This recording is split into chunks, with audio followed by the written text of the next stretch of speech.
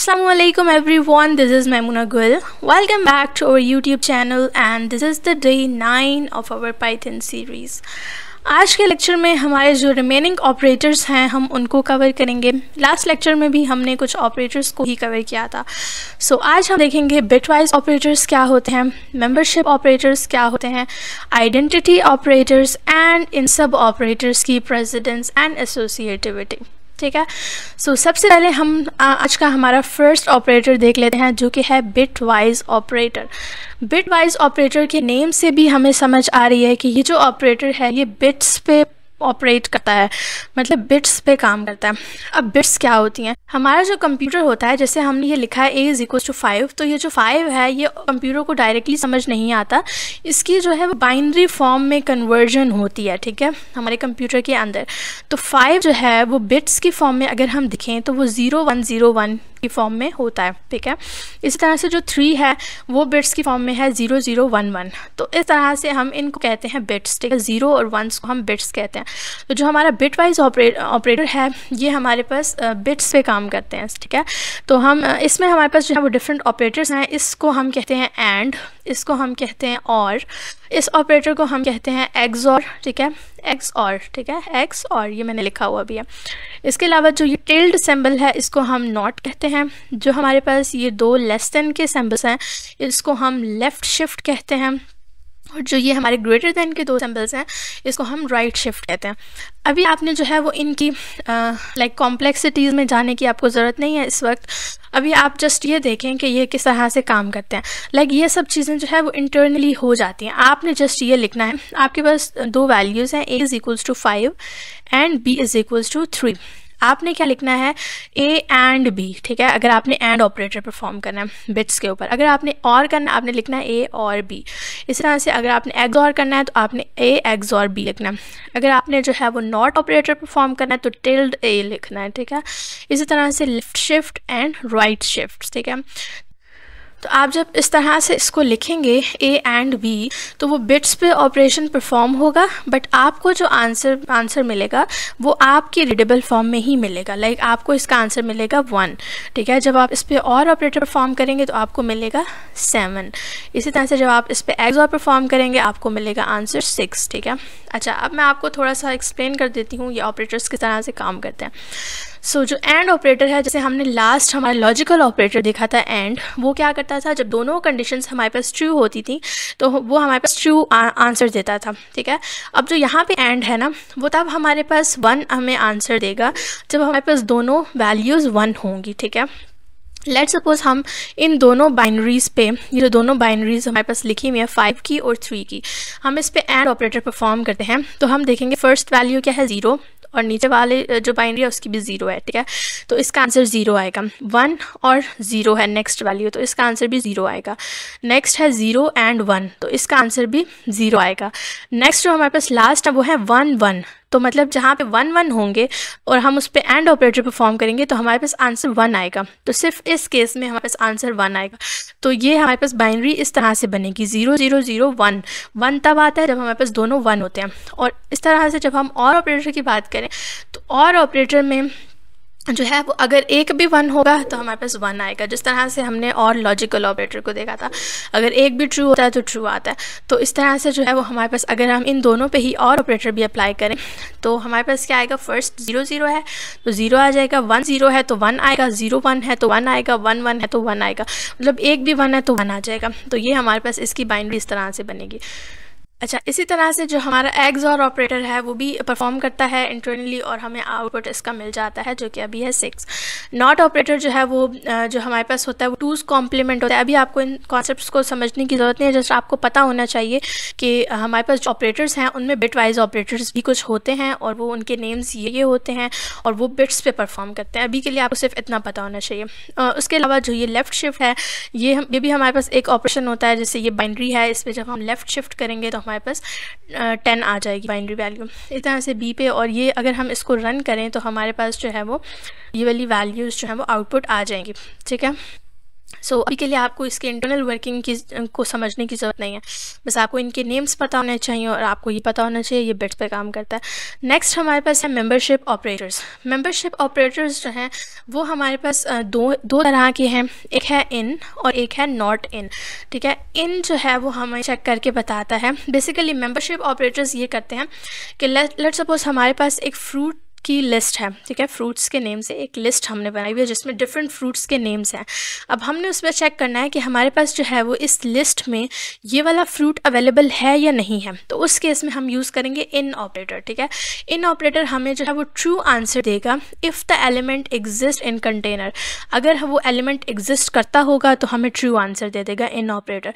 अगर वो एग्जिस्ट नहीं करता तो हमें फॉल्स आउटपुट मिलेगा। इसी तरह से जो नेक्स्ट है वो है नॉट इन। नॉट इन हमें तब ट्रू देगा जब हमारा एलिमेंट एग्जिस्ट नहीं करेगा, नॉट की तरह जिस तरह हमने देखा था।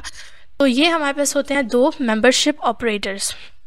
जैसे हमने जो है वो इसकी एग्जांपल ली अभी फ्रूट लिस्ट वाली, तो उसमें एप्पल को अगर हम चेक करें, एप्पल इन फ्रूट लिस्ट, तो अगर एप्पल इस फ्रूट लिस्ट में होगा तो हमें ट्रू रिटर्न करेगा और अगर नहीं होगा तो फॉल्स रिटर्न करेगा। इसी तरह से value not in dict keys. ठीक है, अगर कोई वैल्यू जो है वो इस चीज़ में नहीं होगी, इस लिस्ट में नहीं होगी, तो आपको जो है वो ट्रू आंसर मिल जाएगा इस केस में। अभी हम इसको देखते हैं। हमारे पास है फ्रूट्स के नेम से एक लिस्ट जो कि स्क्वायर ब्रैकेट्स में होती है। लिस्ट क्या है? एक डेटा टाइप है। इसके अंदर हम डिफरेंट वैल्यू स्टोर करवा सकते हैं। तो हमने स्टोर करवाया एप्पल, बनाना एंड मैंगो। अब हम चेक करना चाह रहे हैं प्रिंट एप्पल इन फ्रूट्स। हम चेक करना चाह रहे हैं कि इसमें एप्पल है या नहीं है इस लिस्ट के अंदर। तो हम क्या करेंगे, एप्पल को डबल कोट्स के अंदर लिखेंगे क्योंकि हम इसको चेक करना चाह रहे हैं। ये एक स्ट्रिंग है। इन फ्रूट्स का हम वेरिएबल का नेम लिख देंगे फ्रूट्स। ठीक है, ये वेरिएबल का नेम है फ्रूट्स, तो हमने वो यहाँ पे लिख दिया। तो अब ये चेक होगा एप्पल जो है वो अगर फ्रूट्स वाली लिस्ट के अंदर होगा तो हमें ट्रू मिल जाएगा। अगर हम इसको रन करें तो हमारे पास देखें एप्पल इन फ्रूट ट्रू, क्योंकि हमारी इसमें जो लिस्ट है उसमें हमारे पास एप्पल है। ठीक है, इसी तरह से अगर हम चेक करना चाह रहे हैं कि orange not in fruits, orange जो है वो इसमें नहीं है, तो अगर ऑरेंज इसमें नहीं होगा तो हमें ट्रू मिल जाएगा। ऑरेंज जो है वो हमें नज़र भी आ रहा है कि एप्पल, बनाना एंड मैंगो ही है हमारी लिस्ट में, इसमें ऑरेंज नहीं है। तो ऑरेंज नॉट इन फ्रूट्स जब हम करेंगे तो हमारे पास इसका आंसर आएगा ट्रू। ठीक है, इसी तरह से हमारे पास एक स्ट्रिंग है हेलो वर्ल्ड। ठीक है, हेलो वर्ल्ड। ठीक है, इसको हमने एक वेरिएबल में स्टोर करवा दिया टेक्स्ट। अब हम जो है वो यहाँ पे चेक करना चाह रहे हैं कि इस वाले टेक्स्ट के अंदर, ठीक है, इस वाले टेक्स्ट के अंदर हमारे पास WOR जो ये वाले वर्ड्स हैं, ये जो अल्फ़ाबेट्स हैं WOR, ये इसमें है या नहीं है। तो हम क्या करेंगे, WOR को हम डबल कोट्स के अंदर लिखेंगे क्योंकि ये एक स्ट्रिंग है, और हम यहाँ पे इन ऑपरेटर यूज़ करेंगे। इन ऑपरेटर से हमें पता चल जाएगा कि ये इस टेक्स्ट के अंदर ये चीज़ एग्जिस्ट करती है या नहीं करती। हमारे केस में जो है वो WOR इसमें है, तो हमें जो है वो ट्रू मिल जाएगा। ठीक है, इस तरह से हमारे जो है वो मेंबरशिप ऑपरेटर्स काम करते हैं। ये हमें प्रेजेंस का बताते हैं, लाइक कोई चीज़ प्रेजेंट है उस चीज़ के अंदर, उस लिस्ट के अंदर, उस स्ट्रिंग के अंदर या नहीं है, ये एग्जिस्टेंस का हमें बताते हैं। इसके बाद हमारे पास कुछ होते हैं identity operators. Identity operators compare objects bye memory location not value.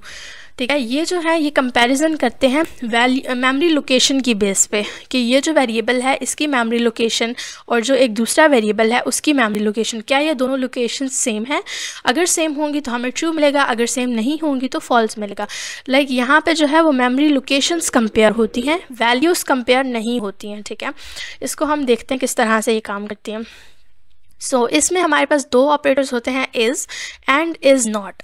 Is हमें तब ट्रू वैल्यू देता है जब बोथ ऑब्जेक्ट्स की या बोथ वेरिएबल्स की जो लोकेशन है वो सेम होगी, तो हमें ट्रू मिल जाएगा इज़ ऑपरेटर को जब हम यूज़ करेंगे। और अगर हमारे पास लोकेशन जो है वो डिफरेंट होगी और हमने इज़ नॉट यूज़ किया है तो हमें ट्रू मिल जाएगा। यहाँ पे जो इज़ है इसका मतलब ये नहीं है कि आपने जो है वो वैल्यूज़ को कंपेयर करना है, वैल्यूज़ की इक्वालिटी नहीं है। अगर हमने वैल्यूज़ को कंपेयर करना होता है तो हमने लास्ट लेक्चर में देखा था कि हम वहाँ पे कंपैरिजन ऑपरेटर यूज़ करते थे जो कि था इक्वल्स टू, जिसमें हमारे पास दो डबल इक्वल्स का साइन होता है, हमारे पास डबल इक्वल्स का, तो वो चीज़ कंपेयर करता है वैल्यूज़ को। बट यहाँ पर जो आइडेंटिटी ऑपरेटर्स हैं ये मेमोरी की लोकेशन को कंपेयर करते हैं। यहाँ पे जो है वो आप देखें हमारे पास एक x वेरिएबल है, उसके अंदर हमारे पास एक लिस्ट है 1 2 3, उसके अंदर वैल्यूज़ है 1 2 3। हमने क्या किया, हमने y को भी जो है वही उसी लोकेशन का जो है वो रेफरेंस दे दिया, ठीक है। y इज इक्वल्स टू हमने x कर दिया। x क्या है, ये वाली लिस्ट है। तो जहाँ पे वो 1 2 3 लिस्ट है मेमोरी के अंदर, वहीं पे जो है y भी पॉइंट आउट हो जाएगा। इसको मैं अभी आपको ड्रॉ करके भी बताती हूँ। उसके बाद z में हमने एक और लिस्ट क्रिएट कर दी है 1 2 3, ठीक है। अब ये z की लोकेशन जो है वो डिफरेंट है। z जो है वो हमारे पास एक डिफरेंट ऑब्जेक्ट है, इसकी डिफरेंट लोकेशन है। यहाँ पे हम चेक करना चाह रहे हैं क्या x जो है वो y है, मतलब जो x है जिसके अंदर 1 2 3 है, और जो y है जिसके अंदर भी x वाली ही सारी वैल्यूज़ हैं, x वाली ही मेमोरी को ये रेफ़र कर रहा है, क्या ये चीज़ सिमिलर है, क्या इनकी मेमोरी लोकेशन सिमिलर है। तो अगर वो सिमिलर होगी तो हमें ट्रू मिल जाएगा। इसी तरह से हम x और z को चेक करना चाह रहे हैं कि जो x है जिसकी जो हमारे पास पॉइंट कर रहा है एक मेमोरी लोकेशन को, और जो हमारे पास z है वो किसी और मेमोरी लोकेशन को पॉइंट कर रहा है, क्या ये दोनों इक्वल हैं। इस ऑपरेटर को यूज़ किया हमने, क्या इनकी मेमोरी लोकेशन इक्वल है, नहीं है। इस केस में हमारे पास तो ये फॉल्स हो जाएगा, ठीक है। इसी तरह से अगर हम चेक करें x की वैल्यूज़ को, तो उसके लिए हमने यहाँ पे जो है वो इक्वल्स टू का ऑपरेटर यूज़ किया है। तो वैल्यूज़ क्या हैं, x की वैल्यू है 1 2 3 और z की वैल्यू है 1 2 3। तो वैल्यूज़ तो हमारे पास इक्वल है ना इन दोनों की। तो अगर हम x और z को इस पर्सपेक्टिव से जो है वो कंपेयर करेंगे, लाइक वैल्यूज़ के पर्सपेक्टिव से, और हम यहाँ पे जो है वो इक्वल्स टू ऑपरेटर यूज़ करेंगे वैल्यूज़ वाला, जो कि वैल्यूज़ को कंपेयर करता है, तो हमारे पास जो है वो ट्रू आंसर आ जाएगा। सो इसको हम जो है वो मैं आपको ड्रॉ करके समझाने की कोशिश करती हूँ। सो ये हमारा बोर्ड है, हम लोग इस पर देख लेते हैं। लाइक हमारे पास एक है लिस्ट जिसके अंदर है 1 2 3, ठीक है, और हमारे पास एक वेरिएबल है x, ठीक है, वो इसको पॉइंट आउट कर रहा है, ठीक है। ये लोकेशन है, ये कोई लोकेशन है मेमोरी में, ठीक है। उसके अंदर 1 2 3 स्टोर हुआ है और उसके वेरिएबल का नाम x है, मतलब x उस लोकेशन को पॉइंट आउट कर रहा है। अब हमने वहाँ पे हमारे केस में क्या किया था, हमने एक y वेरिएबल बनाया था, ठीक है, और हमने क्या किया था कि हमारी जो y की y को हमने x वाली मेमोरी लोकेशन पे रेफरेंस दिया था, उसको पॉइंट आउट किया था वहाँ पे। सो यहाँ पे x वाली जो लोकेशन है वो भी सेम है और y के लिए भी मेमोरी लोकेशन सेम है, मतलब ये मेमोरी लोकेशन एक ही है जहाँ पे ये डेटा स्टोर हुआ है 1 2 3, ठीक है, मेमोरी के अंदर।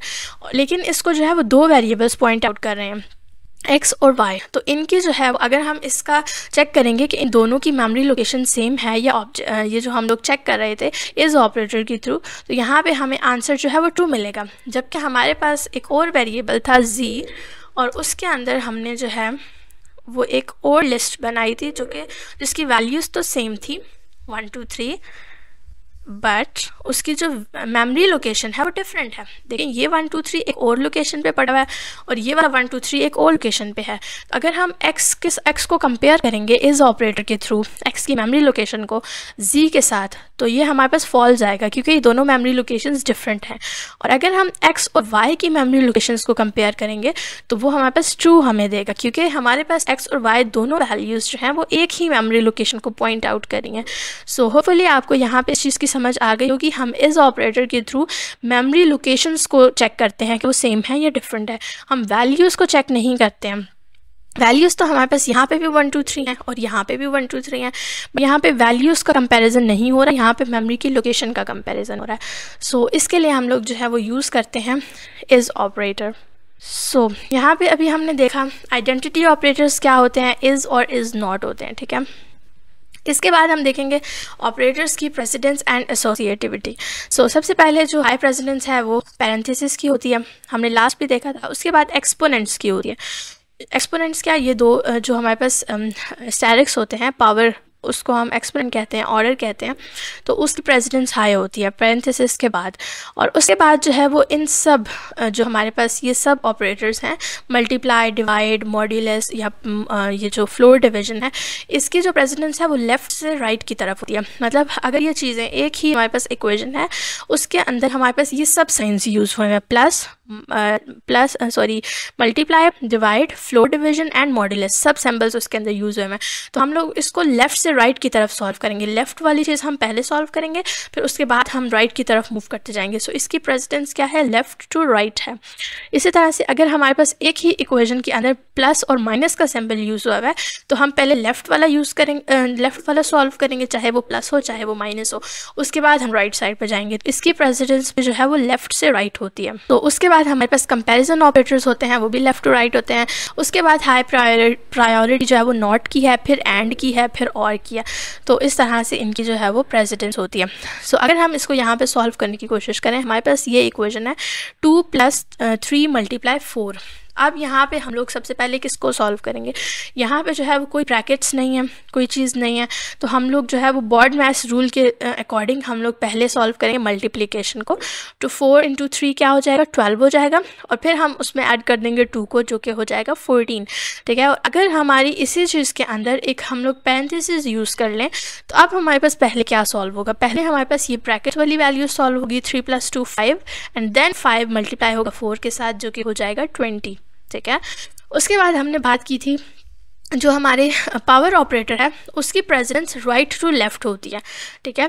और जो बाकी ये वाले हमारे पास माइनस और प्लस के ऑपरेटर्स हैं, इनकी लेफ़्ट टू राइट होती है।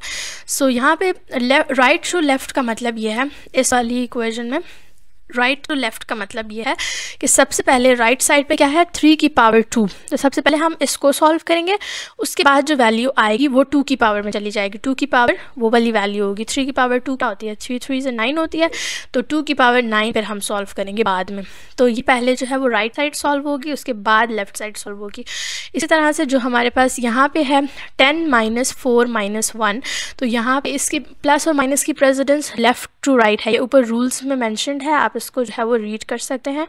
वहाँ पे मैंशनड है कि इसकी प्रायोरिटी जो है वो लेफ़्ट टू राइट होती है। सो पहले 10 - 4 होगा, क्योंकि लेफ़्ट साइड पे ये वाली दो कैलकुलेशंस है ना, 10 - 4।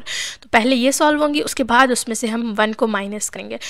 तो इस तरह से ये जो है हमने देख लिया कि ऑपरेटर प्रेसिडेंस एंड एसोसिएटिविटी क्या होती है।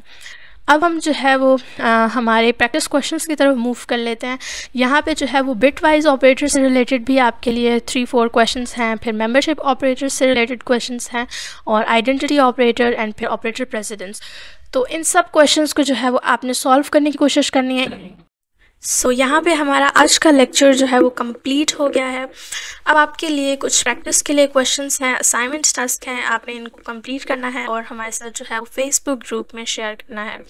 सो असाइनमेंट से रिलेटेड कुछ बातें मैं आपको बताना चाहती हूँ। फर्स्ट थिंग इज़ कि आपने इन तमाम क्वेश्चंस को सबसे पहले आप कोशिश करें कि आप पेपर पे सॉल्व करें। आप पेपर पे अपने लॉजिक्स बनाने की कोशिश करें। जब आपसे पेपर पे लॉजिक बन जाएंगे तो उसके बाद आप कोड की तरफ आएंगे तो आपके लिए इजी होगा।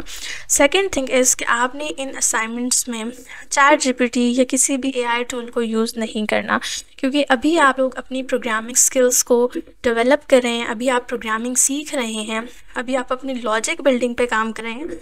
तो आपने AI को यूज़ नहीं करना, आपने ख़ुद से प्रोग्राम को सॉल्व करने की कोशिश करनी है। And the third thing is, अगर आप जो है वो अपनी तरफ से पूरी कोशिश करते हैं और आपसे फिर भी प्रोग्राम्स नहीं सॉल्व हो रहे, आपको समझ नहीं आ रही किस तरह से सॉल्व होंगे, तो इसके लास्ट में जो है वो इन सब क्वेश्चंस के सॉल्यूशंस भी मैंने ऐड किए हुए हैं, आप उनको देख सकते हैं। बट अगेन आपने उनको कॉपी पेस्ट नहीं करना, आपने वहाँ से जस्ट लॉजिक समझने की कोशिश करनी है या वो पॉइंट समझने की कोशिश करनी है जो आपको समझ नहीं आ रहा था, और आपने उसको कॉपी पेस्ट नहीं करना। उसके बाद आपने उसको खुद से राइट करना है, खुद से कोड करना है। सो ये कुछ टिप्स थी, आपने इन पे जो है वो काम करना है और आपने इस असाइनमेंट को इस तरह से कंप्लीट करना है। So that's all for today's lecture. Hopefully आपको समझ आई होगी आज के लेक्चर की, hopefully आपने enjoy किया होगा।